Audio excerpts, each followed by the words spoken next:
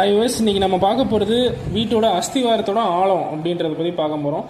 காமனாக வந்து நம்ம ஃபுட்டிங் எடுக்கும்போது நம்ம சாயிலோட டெப்த் எவ்வளோ இருக்கணும் அப்படின்னா அதோட ஹார்ட் ஸ்டேட்டாக வர வரைக்கும் நம்ம வந்து எர்த் ஒர்க்கு பண்ணணும். ஸோ ஹார்ட் ஸ்டேட்டான்றது உங்களுக்கு வந்து மண் வந்து கெட்டி மண் வர வரைக்கும் அஸ்திவாரம் வந்து நம்ம எடுத்து ஆகணும்.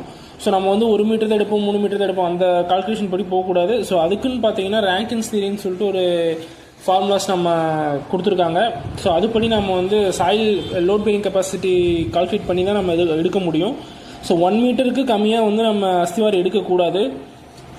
ஒவ்வொரு சாயில் கண்டிஷனை பொறுத்து உங்களுக்கு அந்த டெப்த்து வந்து கண்டிப்பாக டிஃப்ரென்ஸ் ஆகும். ஸோ உங்களுக்கு ரெட் சாயில்னால் ஹார்ட் ஸ்டேட்டாக சீக்கிரம் வந்துடும்.